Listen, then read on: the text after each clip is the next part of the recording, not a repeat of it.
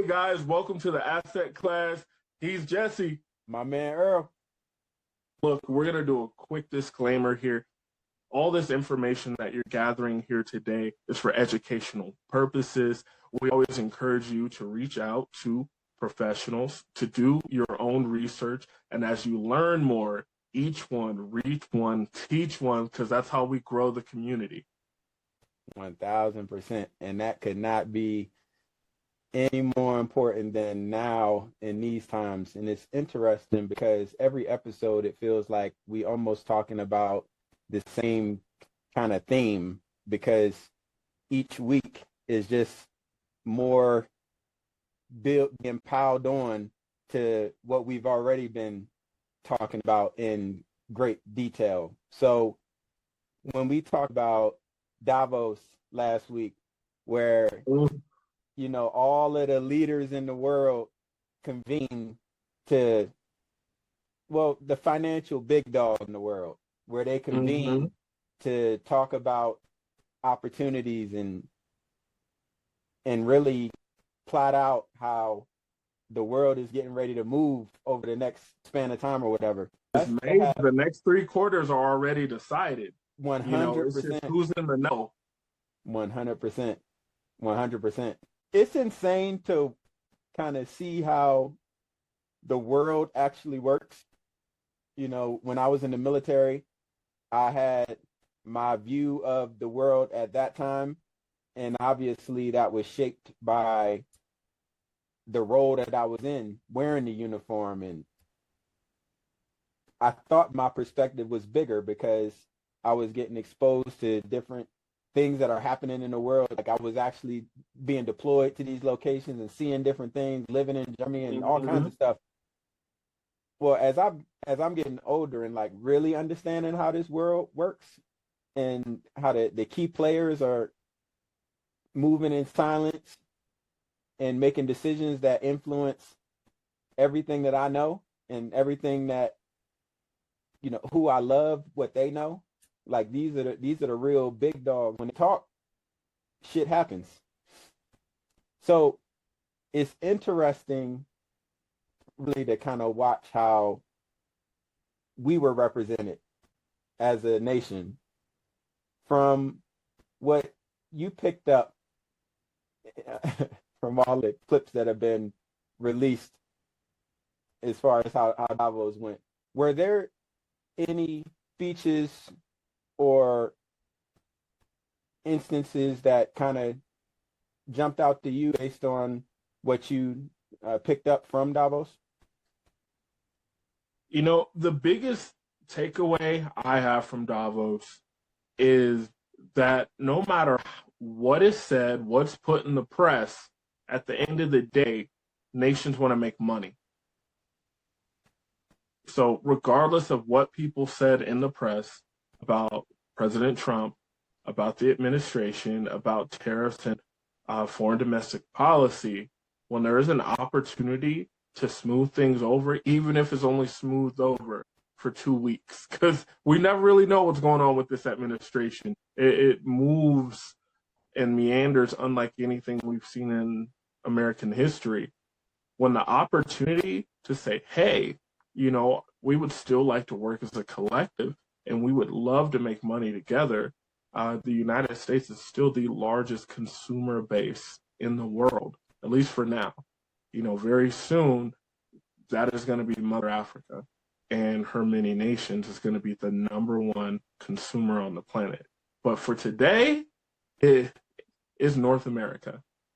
And with that, even when it's silly, even when it's nonsensical, even when it is mutual destruction, threats of 100% tariffs, 50%, 3,000% tariffs, they all wane to the fact that we don't create these goods in our nation, and there's a huge need and a huge demand for them. So I saw a softening between all the different nations where things were extremely tense a month ago, or maybe they just wanted us to think it was extremely tense. Like, if I'm putting my Ian hat on right now, It's like, okay, if we put it in chat right now, which stocks had the most float during these time of fear? What did BlackRock buy? What did BlackRock just buy? What did State Street just buy? What did Berkshire Hathaway just do? So there are many different layers upon these games that we're playing. Of course, we're talking about personal finance and small business finance and business growth. But outside of our micro economies, there are macro games being played for trillions of dollars. 100%. So we spoke about this a few weeks ago as far as, supply chains being disrupted by all of the conversations. I think what really stands out to me the most from the entire Davos week is I don't know how we as a country can maintain our position in the world by maintaining a kind of bully stance on the world stage and just being flat out wrong. Like loud and wrong. That's what we say in my household. Bruh. And the reason that I keep bringing it up on this program is because we as a people, as American people, as the American people, bruh, if we are not paying attention to what is going on in the world, we are all in this thing together. So as there's turmoil going on across the water, that will find its way back to the United States and influence the United States in significant, profound ways. So what's ahead of us is for those ripple effects to completely wipe us out down the road because we were not paying attention to what's going on in the world, or we are paying attention, we see the chess pieces being moved on the board, we understand what's happening and what opportunities are potentially being created as a result of it, and we're able to move accordingly. So between the Prime Minister of Canada, Mark Carney, getting up there and alluding to the changing of the world order and traveling to China to establish trade agreements, which are then resulting in tariffs being applied, all of this stuff has a direct effect on our way of life, because the reality is for a lot of the goods that we consume as Americans, we don't produce those things. We don't. As the US dollar is losing its value, the US dollar is losing its value, it's being challenged for its spot as the reserve currency. You got all these other, with the Bitcoins and all of the digital, in the digital space, as far as, the tokenization of everything. There are all of these different factors at play right now that are, again, going to have profound effects on what life looks like in the future. Like, I'm structuring my business under the understanding that the US dollar could collapse. Like, historically, when you look at all of the things that have led up to where we currently are economically as a nation, this has happened historically. This is not nothing new. Like, currencies have crashed. Dynasties have folded. I don't know how close or far that we are away from anything like that potentially happening. But again, as I'm looking at the world, I know that there's a lot of instability. So to have a strategy that accommodates for how the world has functioned in the past would be short-sighted and irresponsible as a business owner. So, when you mention there, and all of this stuff ties together, how the motherland is going to increase its stature as a consumer in the world economy. Yeah, and the motherland is growing as a consumer and a producer, because we have to think about it. Africa is the only continent that has never needed to import anything. It has every natural resource that we need for this modern world, whether that's lithium, whether it's oil, steel, gold, precious jewels. It's all there. But what they didn't have was infrastructure to capitalize on it, and they didn't have equity in the natural resources that were around them. They also did not have a way to collaborate and create wealth together. And as that's falling, and we see different countries coming together to say, hey, I don't give a damn what France says, we're doing business together. And if they want smoke, we want smoke. We're sovereign. And it is a powerful thing to see. These people raising up and taking what's rightfully theirs, because it's been taken for so many years. Yeah, I used to wonder as a kid, I'm like, man, England and France and Spain and Portugal are really small. How are they so powerful? And it's like, now I get why colonizing was so important, because they didn't have the natural resources that they needed. They didn't have the type of human capital they needed that were masters at farming, where, we can look in text and we can go back thousands of years where people have been sought out from the area of Senegal, from Nairobi, from Nigeria, because they could bring dead soil back to life. And that was a big reason why the Atlantic slave trade happened, because they knew these people were masters at tilling up land and working any type of soil. So 2/3 went to Brazil, 1/3 went to the Americas and the West Indies. We all cousins. It was just different boat rides. Right. So as the foundation of the world is kind of shifting and new opportunities are being created to build wealth, when we talk about mindset, from your perspective, how important is it to have the right people around you, the right folks influencing the way that, those opportunities are even being processed? Because, if someone is around 3 losers, then guess what? You got 4 losers now. Because you are most definitely. I did a very, very, very black leadership call today. So I got to quote Jay-Z. Like you and I say, there's a Jay-Z quote for everything, right? Every situation. So we're talking about community wealth and how important it is. And, I quoted from Can I Live, where he's talking about how his whole clique and his clique is rugged, and nobody will ever fall because my brothers will be my crutches.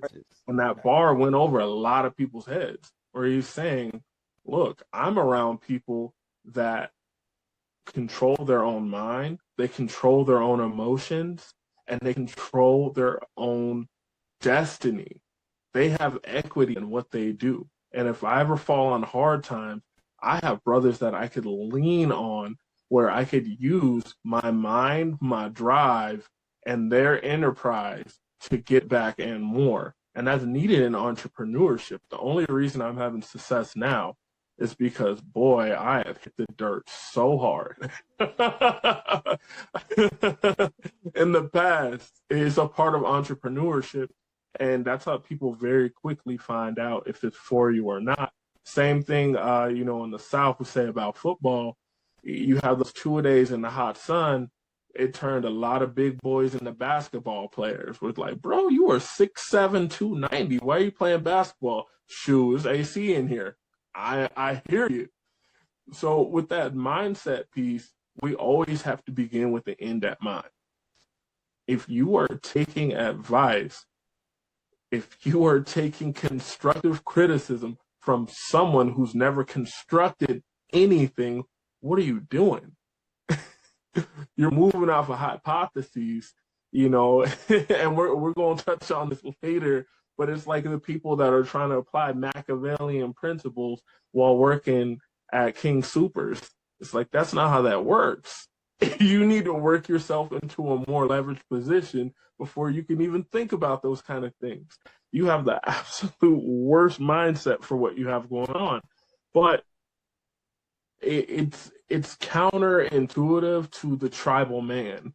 If we think, a lot of times I get clarity from why people do things by looking back and thinking about, okay, if we were in a tribe and we're a small community, the only people that I ever get exposed to are the people that I know best. So my knowledge is very limited, but it can be safer.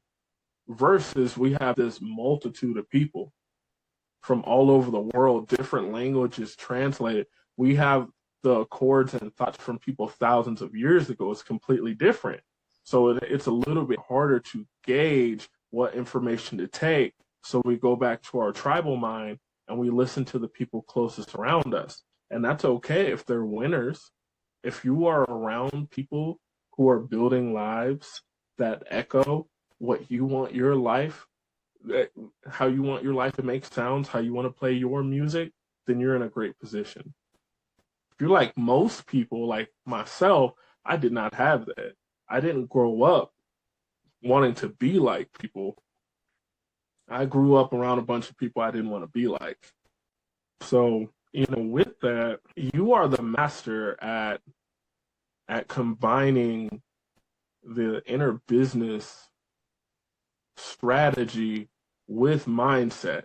Like, you are the bulldog Tony Robbins.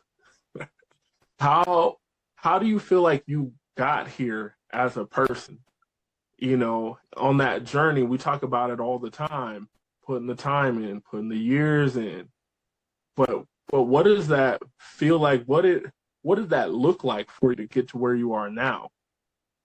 Man, I think it starts just from being a natural contrarian. When I think back to when I went through grade school, I was never good in school. Like, my grades were terrible. You know what I'm saying? Like, I was not a good student at all. And it took me getting into my adult years to understand the source of that. Like, I learned differently. So the way that I learn, like, I'm constantly challenging the status quo.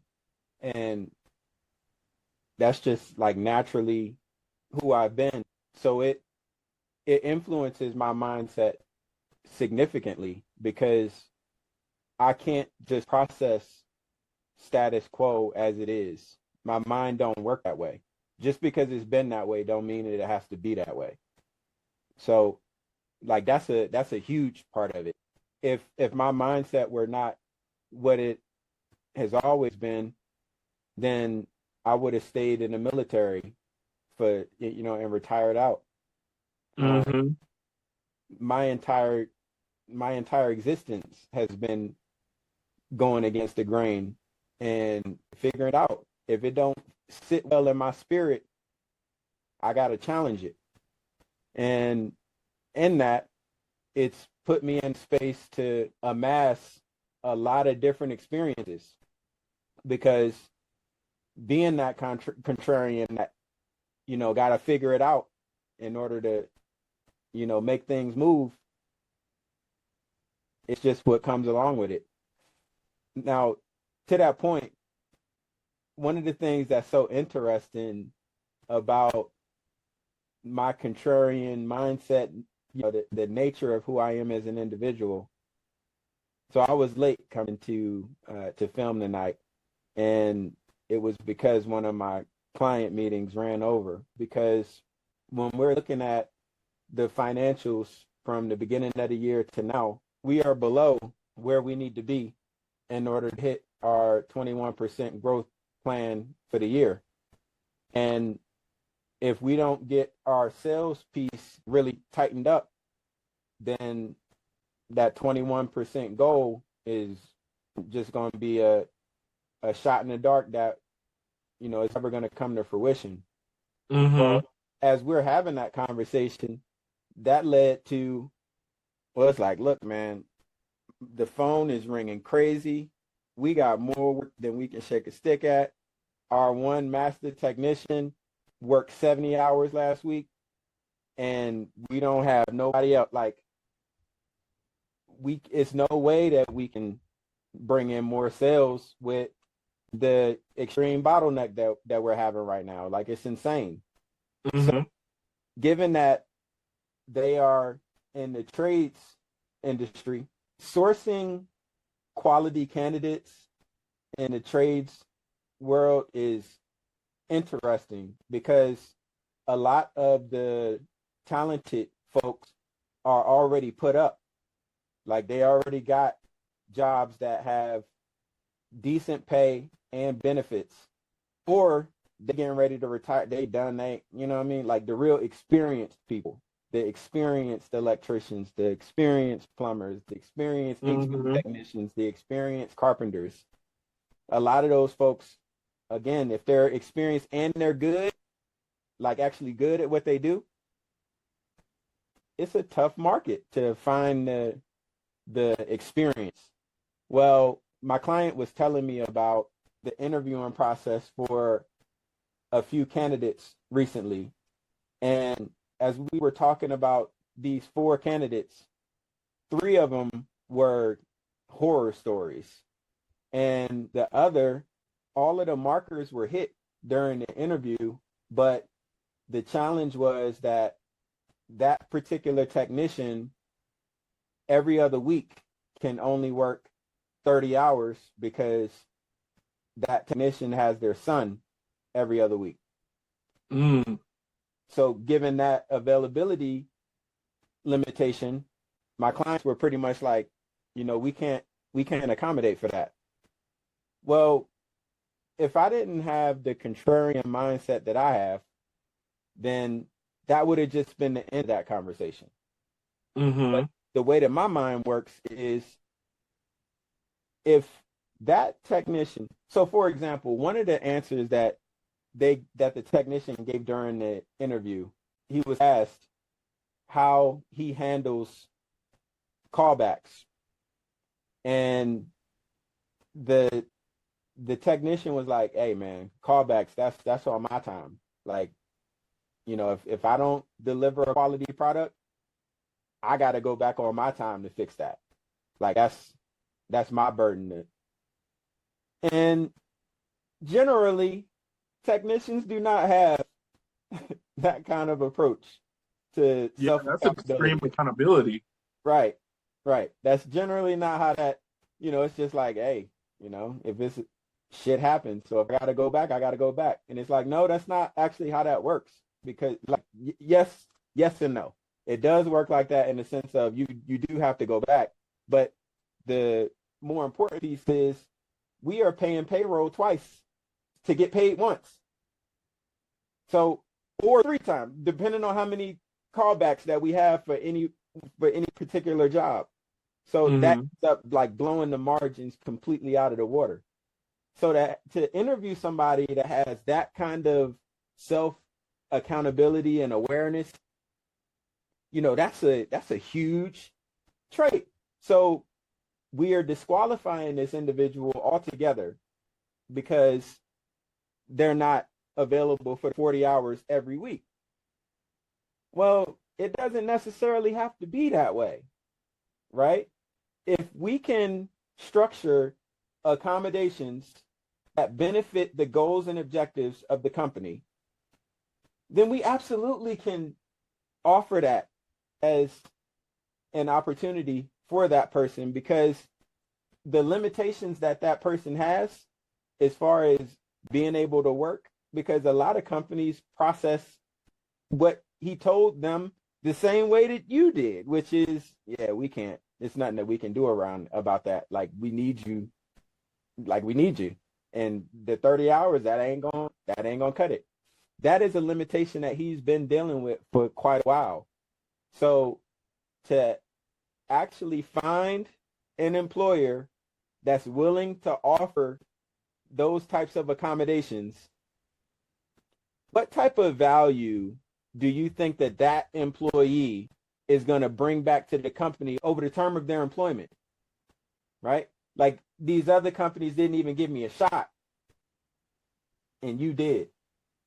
So when you structure the deal the right way to say, you know, we got you on a tight 90-day probation where this is the box that we need you to operate in. This is what the first 7 days looks like. We need to see these things from you in the first 7 days. These are the things we need to see from you in the first 30 days. These are the things that we need to see from you in the first 60 days. And these are the things that we need to see collectively over your 90-day onboarding period. And we will be having regular feedback conversations about your overall performance in all of these key areas, from how well that you're able to lead yourself, to how well that you're able to lead others, to how well that you're able to actually get the job done in an efficient manner without jeopardizing quality. Like, these are all of the standards that we're going to be very, tight on, measuring. Like, we need to see 80% productivity when it comes to when we plan jobs and we actually get those jobs completed. If you are willing to commit to operate within that box, we'll give you the opportunity. We just got to make this opportunity advantageous to our company. And again, that's all mindset stuff. Whereas my clients had a limitation in their mindset before we spoke.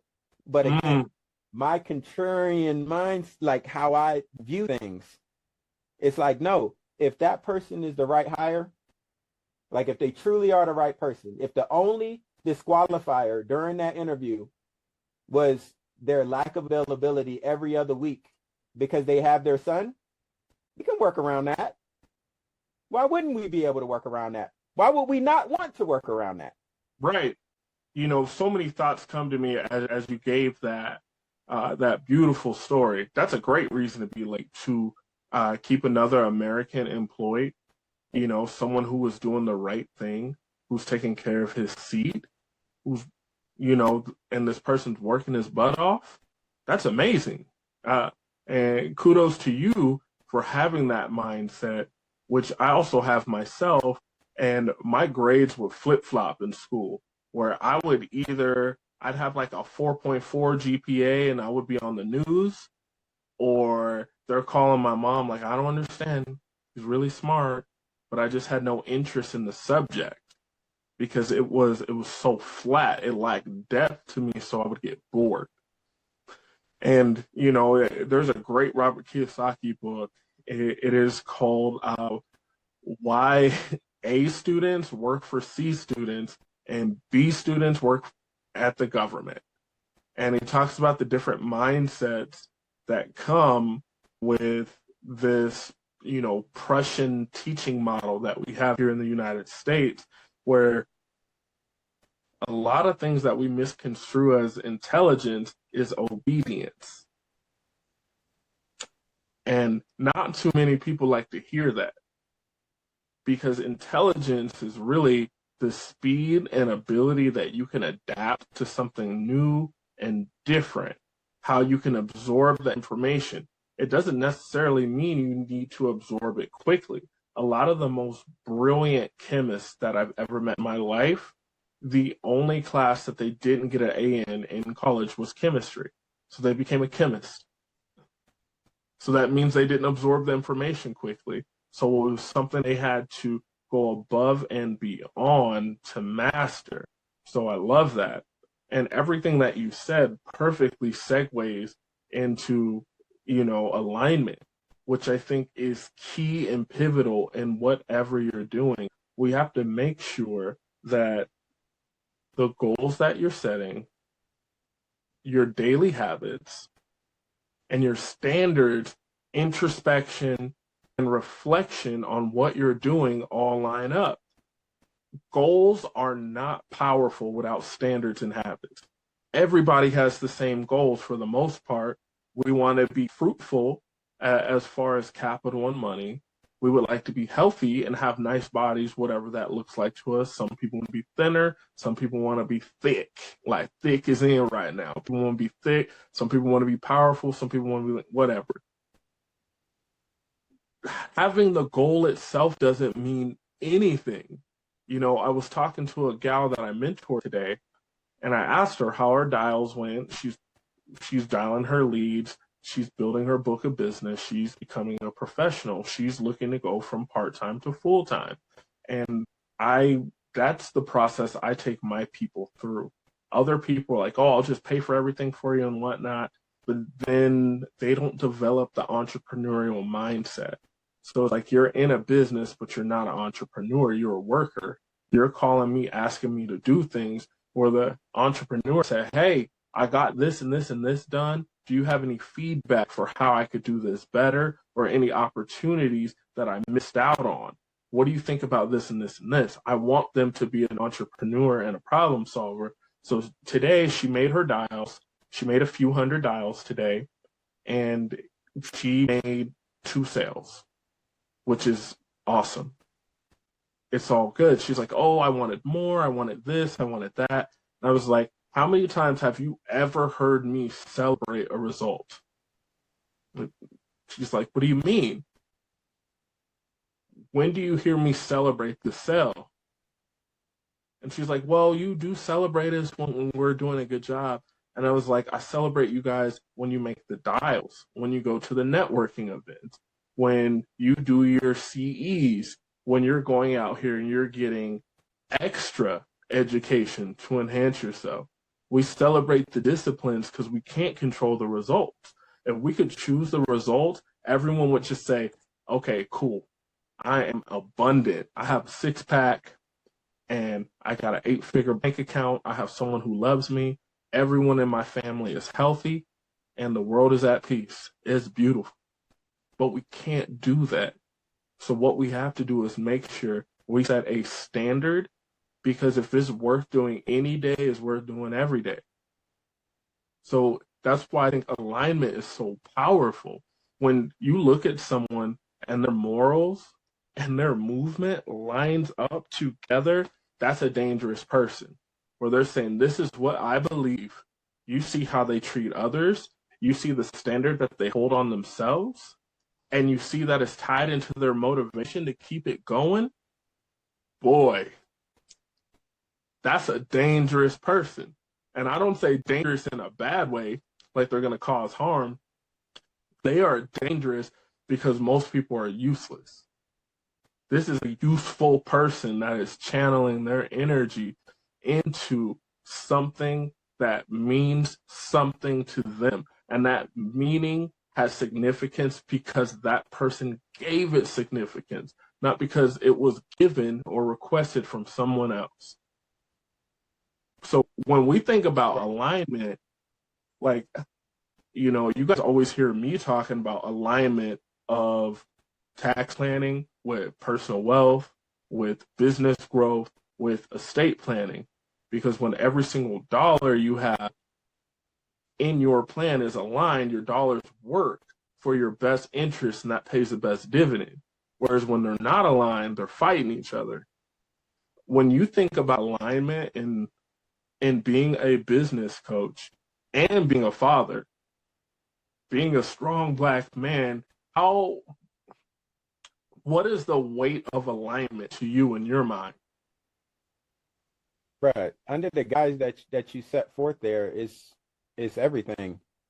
You know, a big piece of my drive is being intentional and like actually having goals that I'm working toward, because when setbacks occur, which they always will occur, Mm-hmm.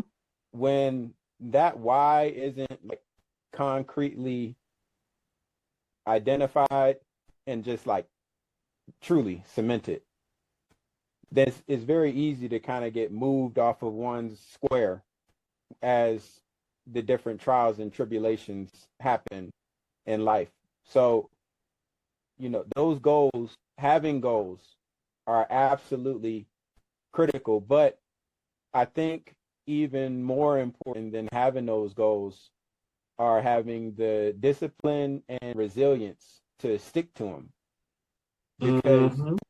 when those unplanned things do happen, like, how are you going to adjust and remain on task? How do you ensure that there's a standard maintained? Because a lot of folks do not have enough self-awareness to introspectively assess their own shortcomings and make the necessary adjustments in order to achieve whatever goals or aspirations that they may have. So, bruh, alignment is absolutely foundational. Now, I do want to rewind back to a piece that you mentioned there that, I mean, it just jumped out at me. When you talked about, your team member that, you were asking her about her dials in order Mm-hmm. for you to test her entrepreneurial spirit. Bruh. So we spoke about it on this program as far as my history of working to build business with family and then working to build business with friends. Now I'm in a space where it's just like, nah, I'm just going to like build my team like with the folks that have the skills and competencies to meet the demands of what it is that we deliver. Well, as I'm bringing on my first apprentice, his onboarding has been heavily designed around testing the bounds of that entrepreneurial spirit because, like, I need a dog. A dog don't have a plan B. A dog No. is going to make sure that plan A works regardless. Like, we're going to keep figuring it out and we're going to keep on circling back to that key message of, consistency looks like nothing is happening until everything changes. Like, it's real, but Yeah.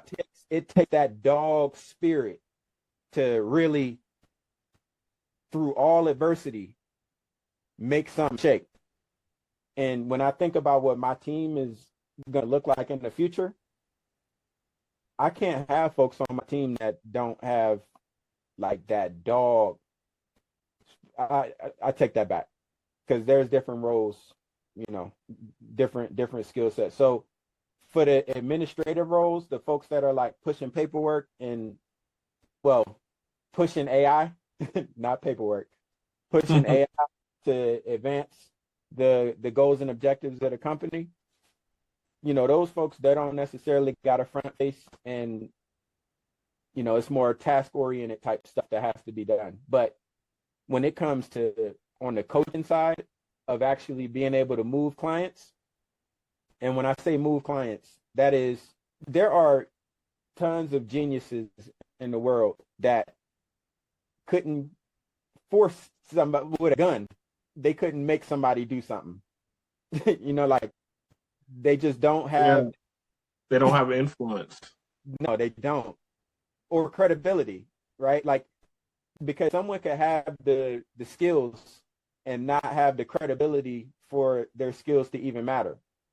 So that dog spirit, bro, like, nah. And again, as you were mentioning with your teammate and those dials, for someone that is new to the grind, they may process your inquiries in one way, as far as like, man, why you standing over my shoulder? Like, bro, I'm not standing over your shoulder. These are little test points that are strategically designed into your development plan for me to be able to measure how hungry that you actually are, how much of a dog that you actually are. Because if you ain't a dog, there may be a space on the team, but it ain't gonna be like one of those. It's levels to this shit. Mm-hmm. I couldn't agree more, man. I've always liked to tell people, I'm like, hey, I can't wait to see how you react when you get punched in the face in the business. Because they look at me like, man, you kind of big. I'm like, no, no, no, never that, never that. But it's going to be a day where every appointment you have, somebody's in a mood, they're cursing you out. You have 3 no-shows in a row. You have this monster account. You've already dreamed about what you're going to spend the money on. And they pull out at the 11th hour and they're going to pull out for no logical reason. And they're going to go with a company that does half as much and they charge twice as much. Who are you in that point in time? What type of person are you? I just love that I've always had this fighting spirit inside of me, and I've done martial arts my whole life, and I'm kind of thankful that I got bullied. And it's like, and the podcast is demonetized. I'm thankful for the adversity that I had because it forced me to be in a position where I had to look inside and decide what was up. It's like, okay, they're bigger, they're stronger than me, but they are going to have a long day if they want to pick on me. And it's going to be like that every single day. If you pick on me twice a day, we're brawling 2 times a day. If it's 10 times a day, it's 10 times a day. Like forever and ever, like I will never back down. I will never kneel before you. I used to always say, I heard it from this crazy older cat that would be around the block. OG dude, he would always say, man, it's do or die, and I don't die. And I took that to heart. So I would say that all the time. We're playing basketball. Someone is clearly older than me. They're stronger. They're faster. They're better. They've had more time to work on their game.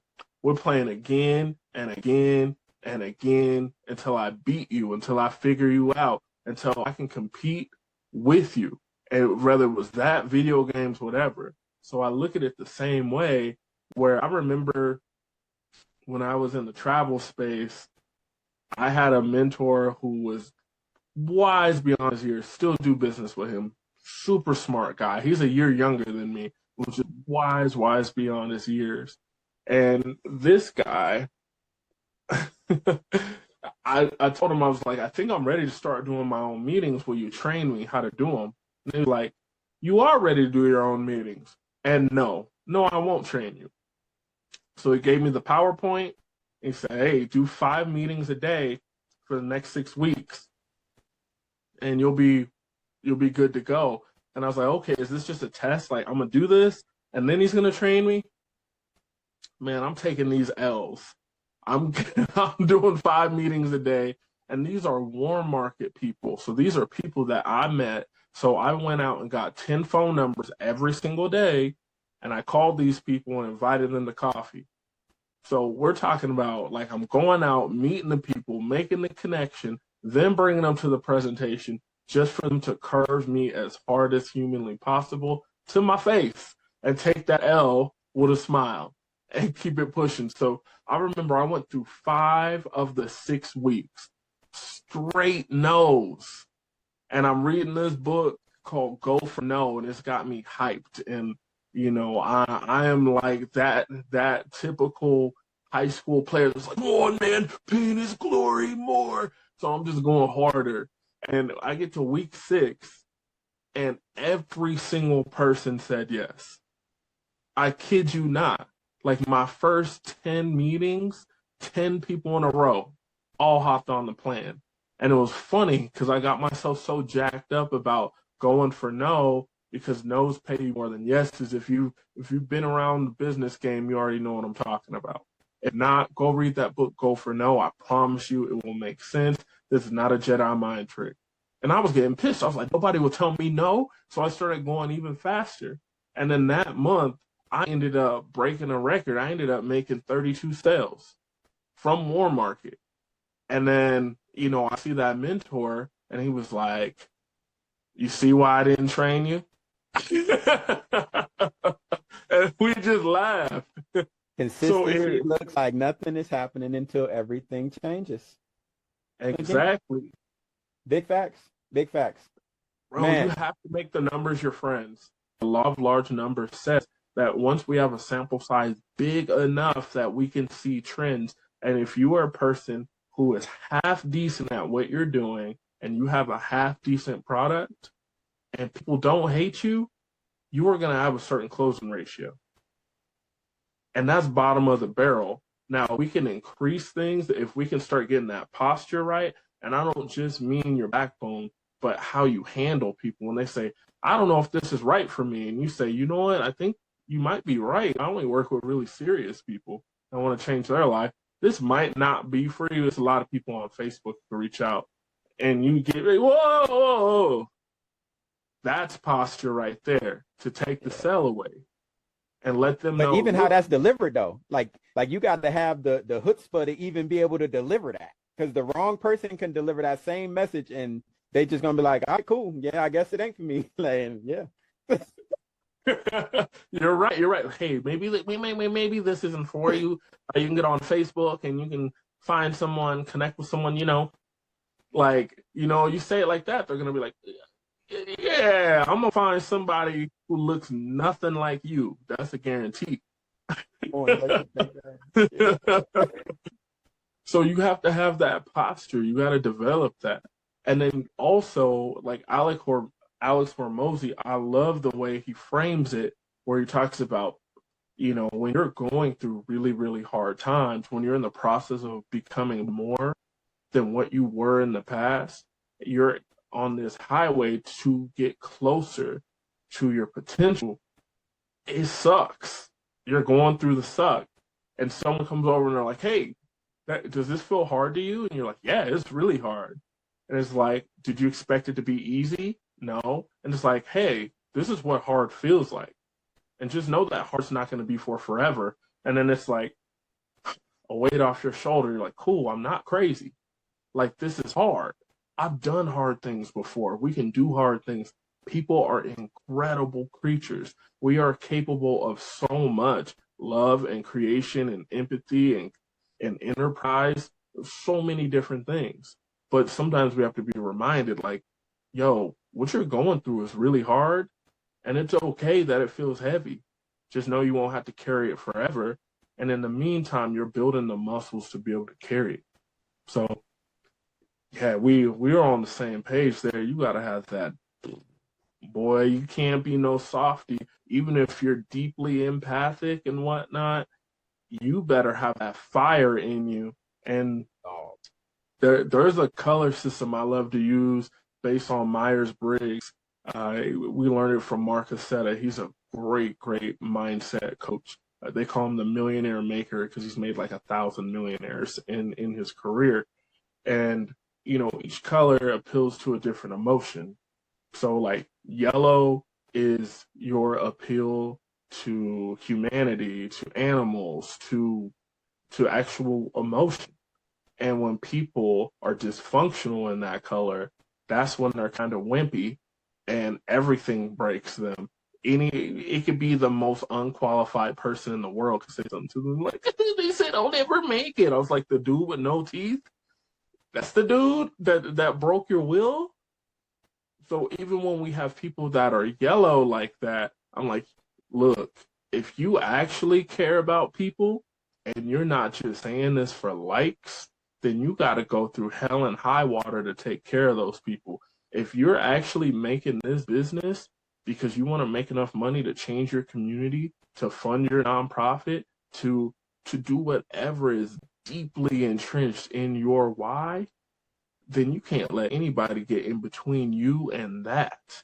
And you can do it with a loving heart, but you have to have a fire burning inside you.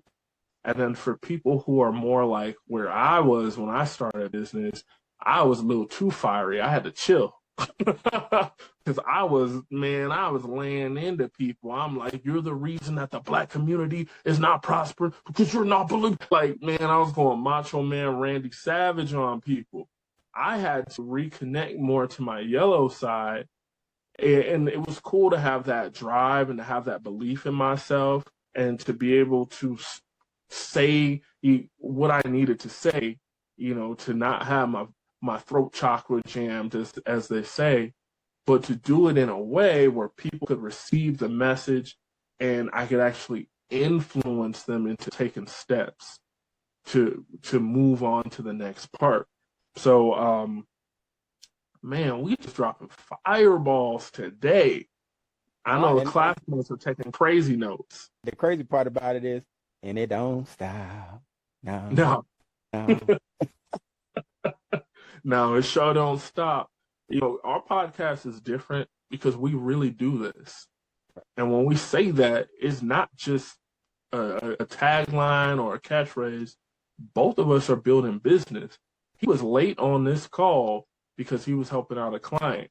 So guess what I did while he was late on the call? I called a client.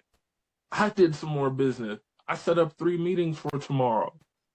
We're building our businesses while building this business, while building your business. It is the most inceptional thing that exists out here because we're talking about real answers. We're giving you actionable information. And that's what I really wanted to get into today, you know, and I wanted to make sure, you know, I had a big section I wanted to talk about different vehicles of wealth, but I think I might just leave that for a whole nother episode so we can kind of wrap up on the same theme that we're on right now. Because, you know, alignment, influence, mindset, it's so easy to get wrapped up in the social media soup, to get caught up in these algorithms, where just because you're seeing it a bunch of times doesn't mean it represents what's going on in the world. I have to say that again. Just because you're seeing it a whole bunch of times does not mean it really represents what's going on in the world.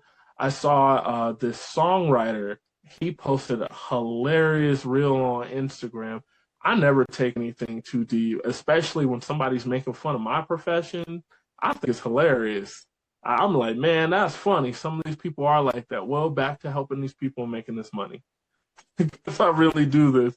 But he said there's a toxic alignment when you meet someone and they name these exact 3 books in succession. They go 48 Laws of Power. Then they'll talk about The Alchemist, and then they'll talk about Rich Dad, Poor Dad. And then you end up in the most like pseudo-intellectual conversation of your whole life. It's worse than the people that meme We Was Kings.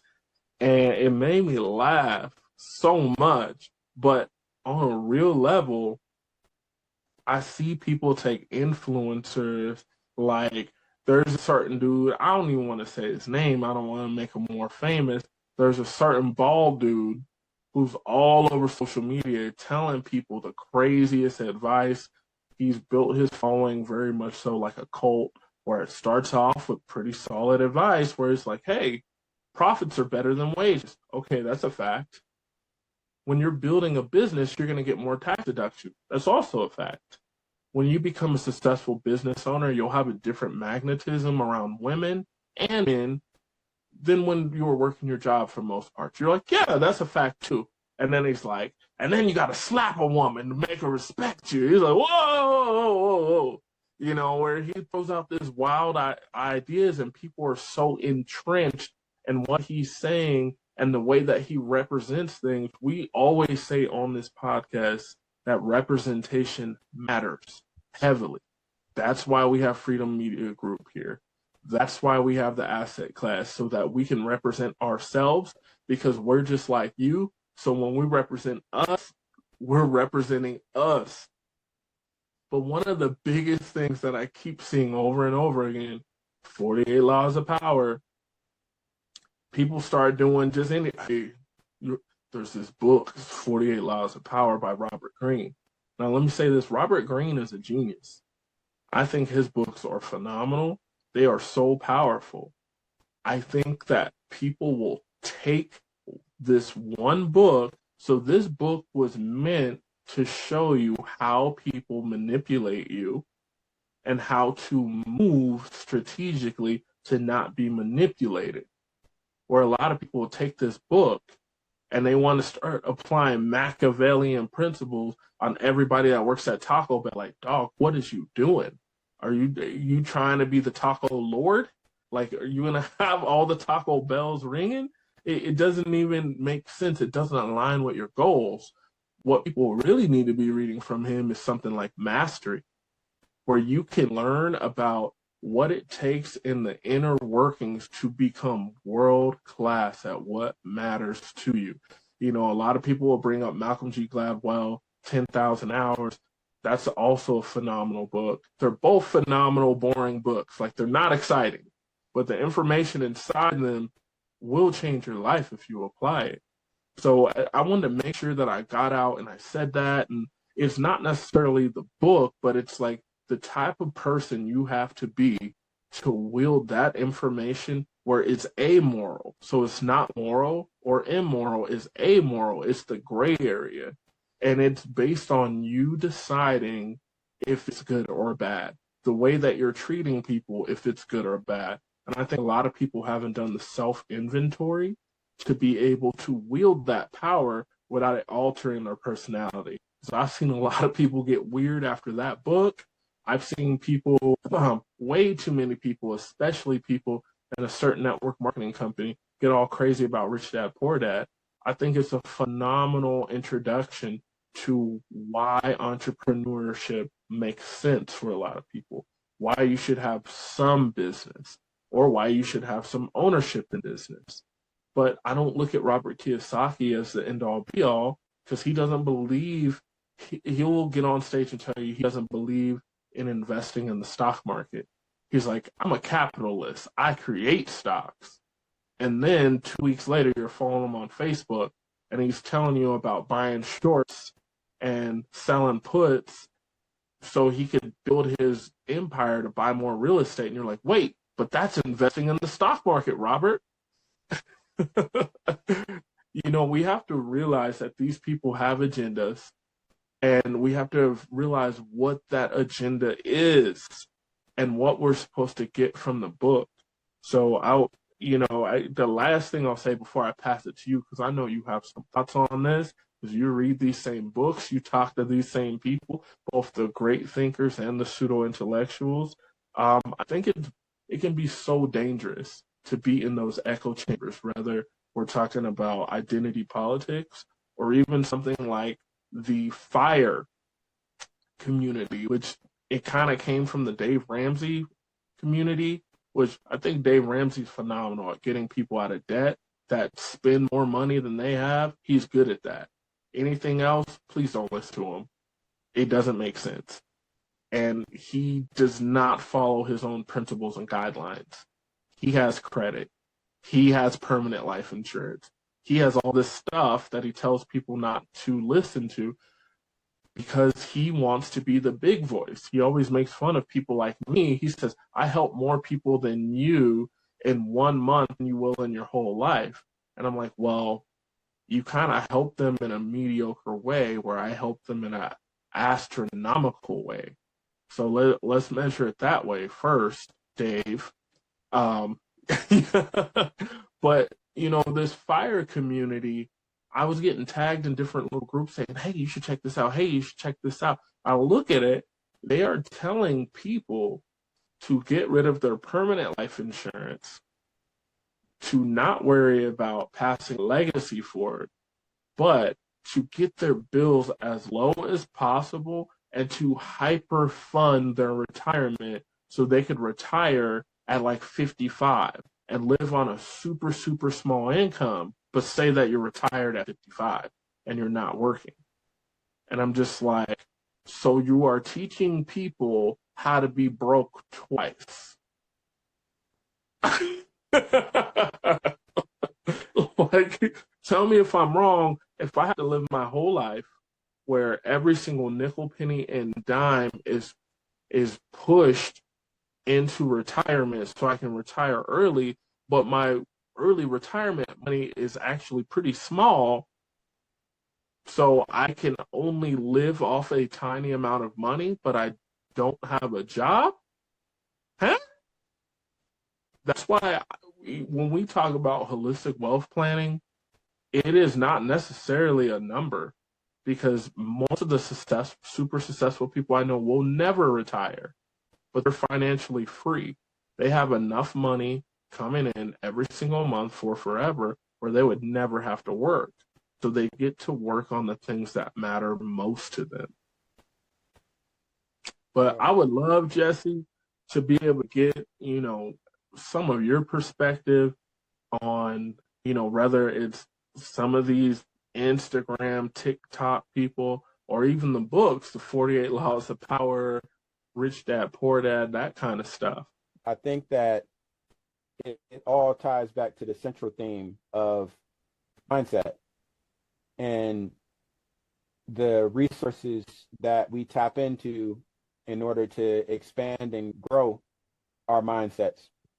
Because although I referenced earlier in the program how I have like the natural spirit of a contrarian, along the way, I've been very intentional about putting myself in spaces and places to challenge my orthodox and to grow and evolve as a result of it.